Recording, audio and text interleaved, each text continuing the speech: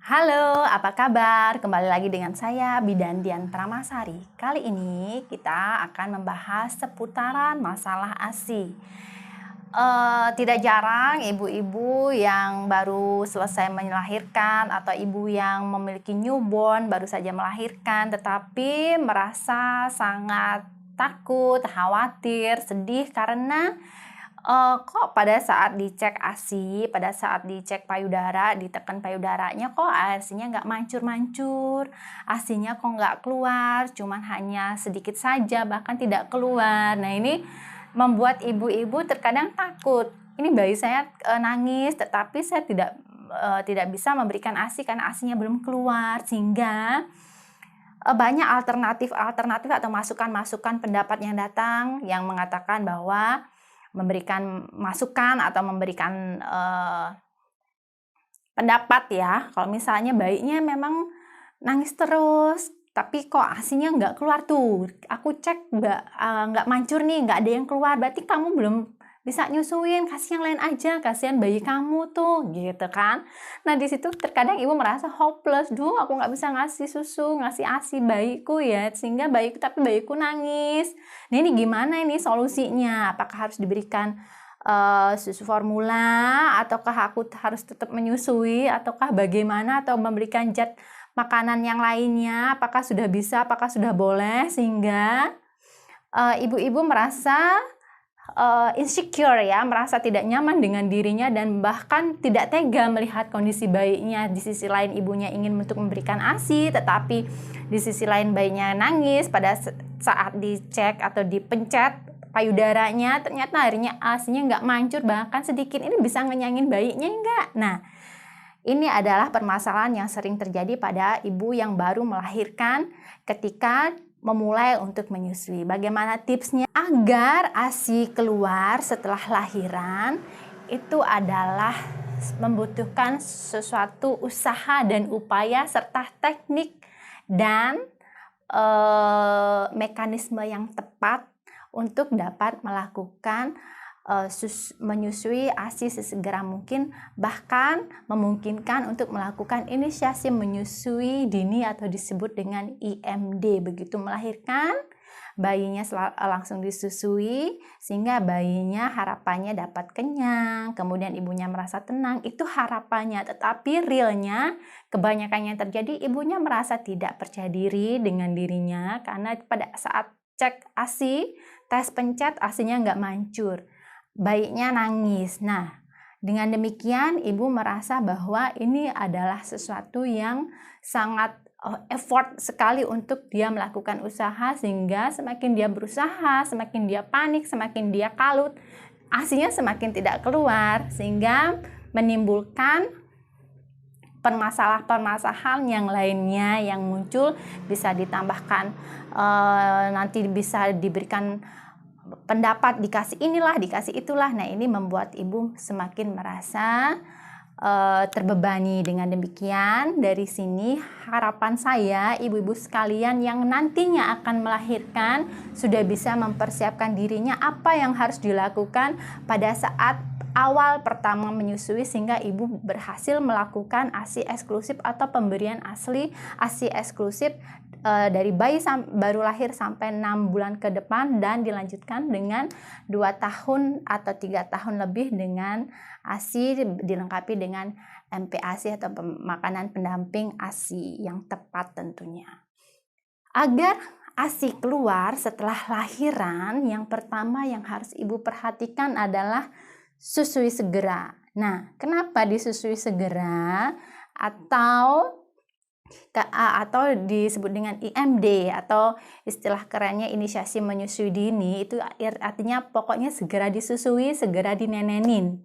Karena ASI itu dikeluarkan dengan bantuan yang bisa mengeluarkan ASI itu adalah hisapan refleks dari mulut bayi, stimulasi dari refleks mulut bayi yang memompa, yang memijat secara mekanisme yang sudah didesain sempurna ya oleh Sang Pencipta, sehingga dengan adanya hisapan yang dari bayi itu, stimulasi dari hisapan rangsangan bayi itu, harapannya begitu plasenta luruh, itu hormon menyusui sudah diproduksi, sehingga jangan khawatir ibu-ibu yang baru melahirkan ASINya sedikit, ASINya bahkan belum keluar saat dipencet, karena yang bisa mengeluarkan, yang bisa stimulasi keluar dan menghisap adalah bayi ibu sendiri dengan mulut bayi ibu secara langsung tanpa menggunakan perantara atau tanpa menggunakan dot atau yang lainnya. Jadi gunakanlah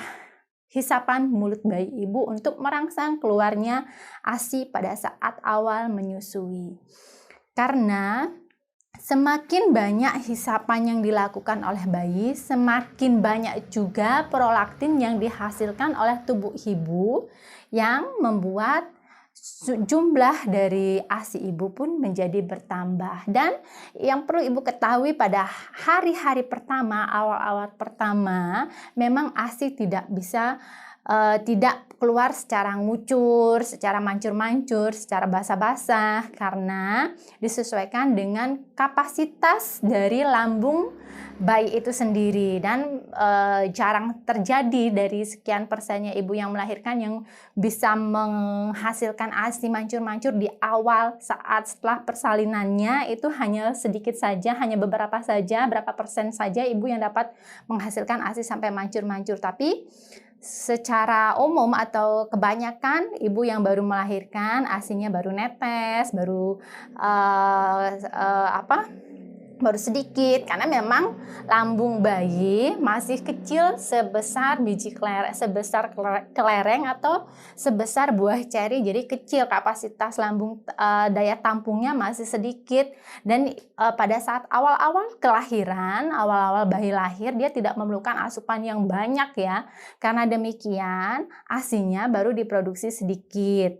Nah, tapi ASI yang sedikit ini sangat berkualitas sekali. Di sini adalah ada zat-zat yang kaya akan protein, vitamin, mineral yang disebut dengan kolostrum, yang wajib untuk dan sayang banget untuk bila dibuang.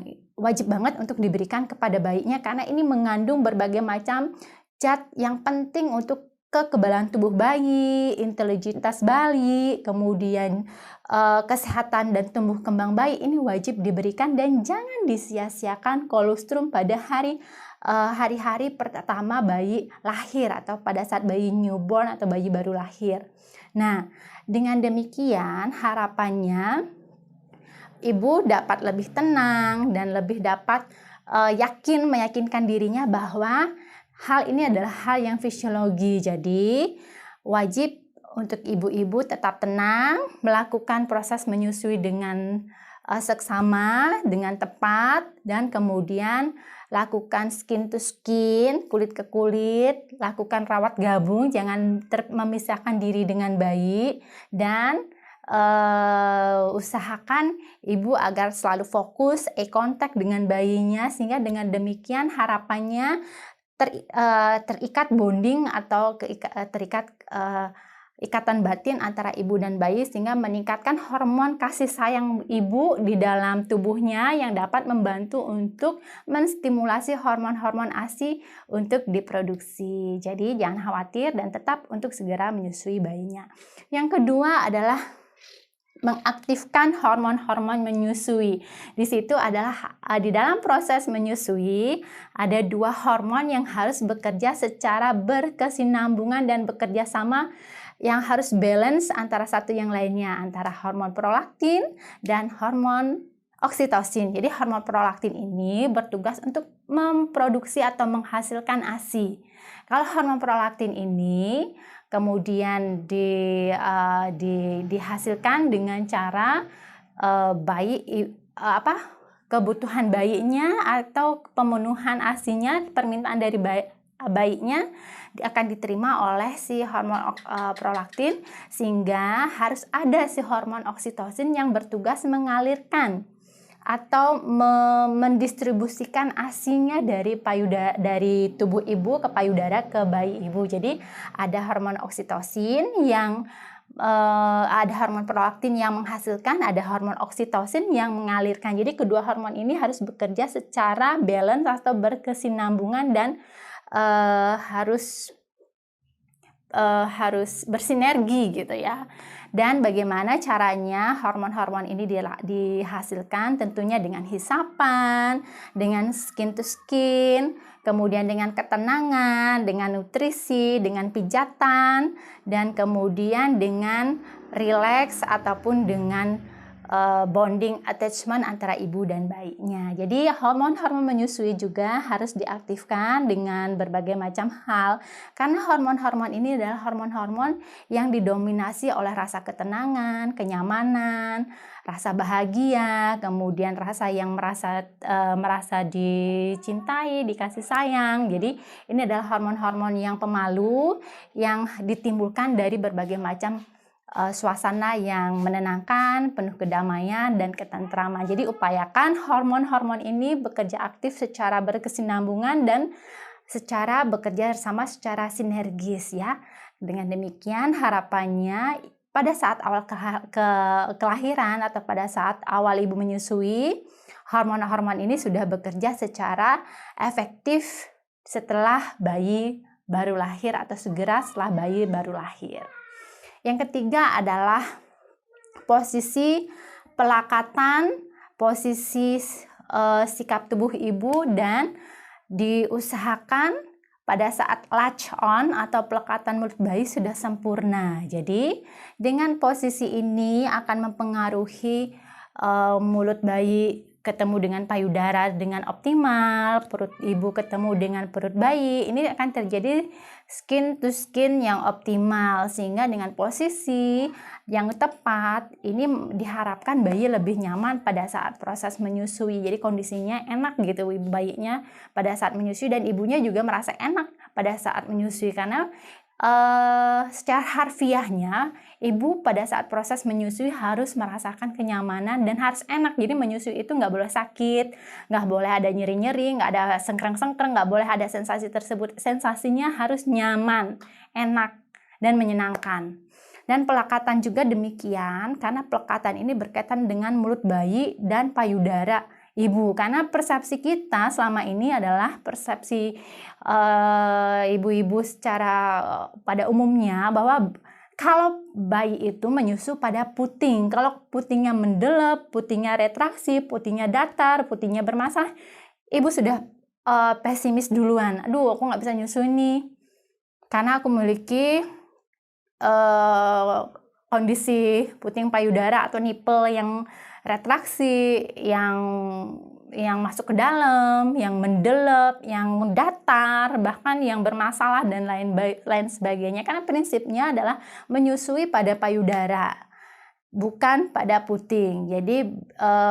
Jadi apapun sebenarnya kondisi payudara ibu, puting ibu, kalau misalnya posisi pelekatannya benar, latch on-nya sudah benar, saya yakin ibu dapat menyusui dengan nikmat dan enak tanpa hambatan, asalkan mau memberdayakan dirinya, membuka dirinya untuk mengakses informasi bagaimana cara pelekatan payudara dengan berbagai macam permasalahan puting payudara atau berbagai macam bentuk puting payudara. Dan yang keempat adalah tenang dan rileks, seperti yang sudah saya jelaskan tadi.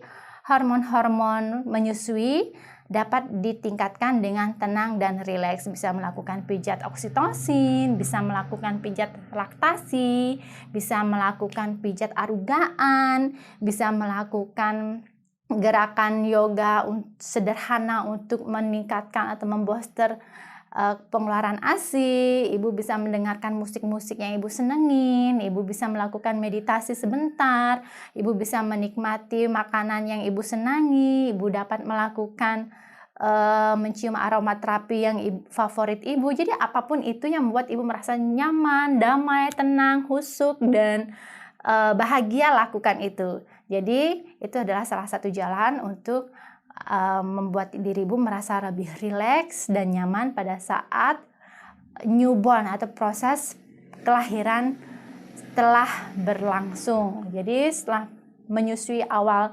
mulai, lakukan hal-hal yang membuat atau membantu ibu menjadi lebih rileks dan tenang.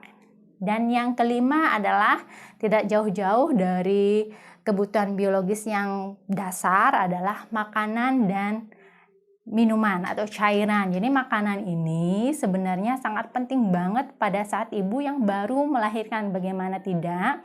Karena dengan makanan ini adalah sumber-sumber zat yang sangat penting dibutuhkan oleh ibu dan bayi, yang tentunya kalau yang beredar di masyarakat bahwa kalau misalnya nyusuin, banyakin makan sayurnya agar asinya banyak. Sedangkan yang dibutuhkan tidak hanya ada di sayur, tetapi ada di di kandungan karbohidrat seperti di nasi, beras merah, ya, jagung, ubi-ubian atau apapun itu yang mengandung karbohidrat bisa dikonsumsi, dan jumlahnya tentunya harus ditingkatkan karena ibu mengkonsumsi makanan untuk diri ibu dan untuk bayi ibu. Kemudian ada protein. Protein sangat penting banget dalam proses menyusui karena ada protein nabati dan protein hewani. Ini sangat berpengaruh sekali dalam pembentukan ASI. Jadi pastikan dalam proses menyusui itu ada karbohidratnya, kemudian ada nabati dan ada